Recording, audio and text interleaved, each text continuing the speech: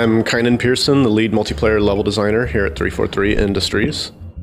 And I'm Lori Zawada. I'm from Certain Affinity in Austin, Texas. We co-developed Forge with 343. The first map that we're going to be taking a look at is Erosion. So this map takes place inside the interior of a cave. You've got some structures, but there's a lot of stuff that you can do with this map. There's basically three major areas of the map. The first is the interior space is used for a Griffball, but you can also treat that as something to do, small scale 4v4 maps. You can put together what you want on the interior, but by default, it's a Griffball court.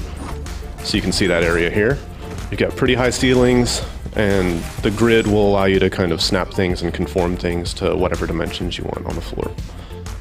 When we travel outside, you can see that we've got a bunch of natural terrain. So this is going to give you the ability to kind of use some of the unique ramps and caves to do whatever you want with more tiered gameplay. So you've got a lot of these opposing ramps and opposing views that'll give you some dynamic cover when you're on them. So as you're running over, you can engage people, but the terrain gives you that natural cover to be able to back up and use that dynamically, or to kind of run around through these little nooks and crannies. But again, you can use your forge pieces however you want to block off any of the paths that you would like. So we have this main structure in the back as a landmark, little pit area over here, and you can see that the level is tiered and kind of moving down. And the last area that you can use in this map is the cave area in the back, which is over the water down here. And you can basically build from bottom to top. A little nook down here in the bottom that gives you stuff so that you could build some of the structures against the walls in the bottom. Quite honestly, with this being like the most defined piece of terrain of the Forge maps, it gives people a good start if they're trying to find something that's a little bit more directional gameplay with the cliffs, as Kynan said. Other maps kind of start with a little bit more clean slate, which some people could find a little bit intimidating.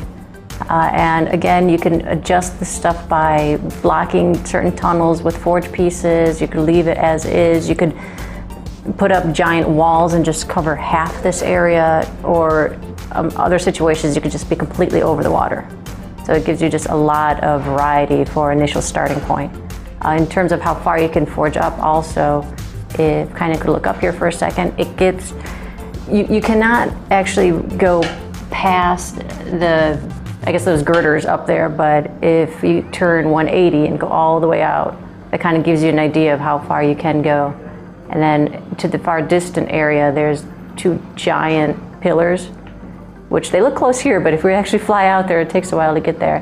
That would be kind of the ending point for this entire Forge zone.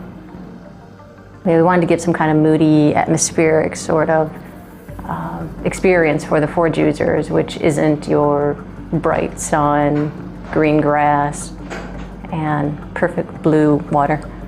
Yeah, we took a lot of time to make sure that we had plenty of variety in the Forge palettes so that people could, have different visuals when they were going around. And this was one of the ones that we wanted to make sure was really accessible for early Forge users, as Lori was saying, with making sure that there's more defined terrain that they can build off of so that they don't have to fill in all of the details themselves.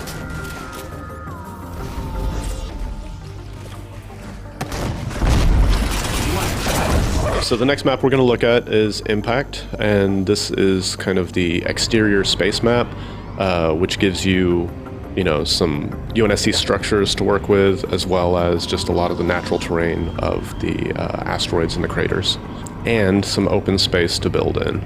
You can see that this gives you definitely a different feel than had existed in Forge World in Halo Reach. There's a lot of unique structures that you can use. You've got this whole natural terrain area that leads around a major structure in the middle.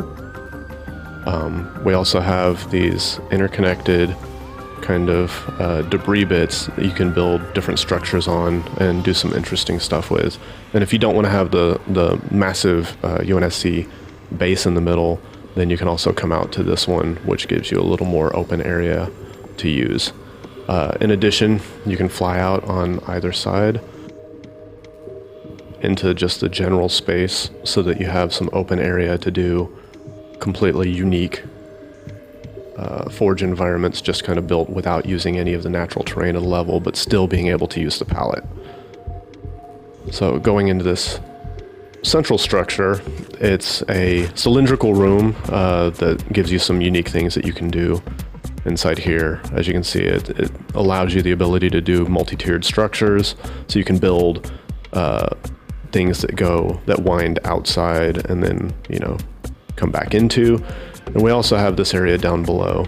If you wanted to do a small scale 1v1 map just for fun or whatever, you have this lower deck area that has railing and a little bit of ground underneath.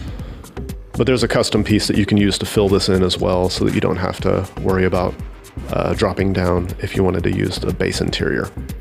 The other great thing is that the skybox elements like the asteroid belt, as well as the impact site, some of the nebulas, give you plenty of landmarks for orientation whenever you're building your map, so that players understand which direction they're facing just based on the skybox alone. We want to help people with those visual cues without interfering with their gameplay. So you could choose to use that as a gameplay mechanic or never look up. It's up to you. And similar to some of the other maps, we wanted to make sure that there was, again, this atmosphere, this mood to this space map where you feel like it's cold, you're isolated, but we didn't want to rely too much on the shadows and dark areas where you just cannot see. There are shadows, but they were finely tuned so that the players are not lost. The forge pieces are not lost. Weapons, everything you could still easily see in those areas.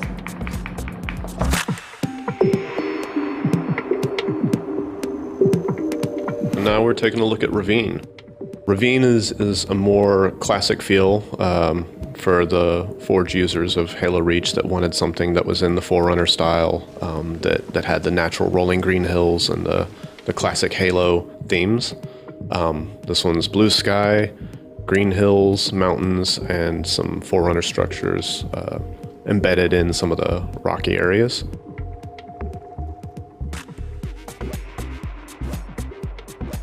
All right, so starting off, right now we've got the Forerunner structure area. It gives you some flat ground to use, as well as, you know, there's this little nook and cranny back here where you can kind of do some stuff that goes back.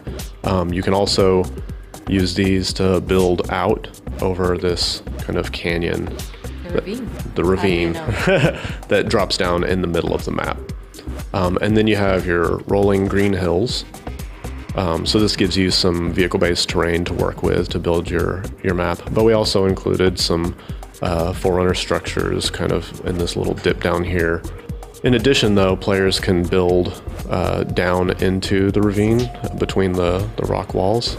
So that's all usable area for you if you want to have some of your structures embedded, as well as doing that on the outside, which we give you some range to kind of build your structures out away from this if you wanted to just use the forge pieces in their rawest form and not use any of the terrain as well. The circle in the center of the Forerunner structure, originally you were not allowed to go up that high. And again, design was like, oh, that could be a great target, that could be something that vehicles fly through. I mean, who knows what you guys will come up with. So again, art relented and we pushed up all the boundaries just so people could have fun. And it still looks pretty. That's a great thing about Forge too, is its flexibility in that Forge isn't necessarily always about player versus player and shooting. I mean, this Forge could be just simple jumping puzzles, it could be vehicle like races, it could be so many things, which makes it really exciting.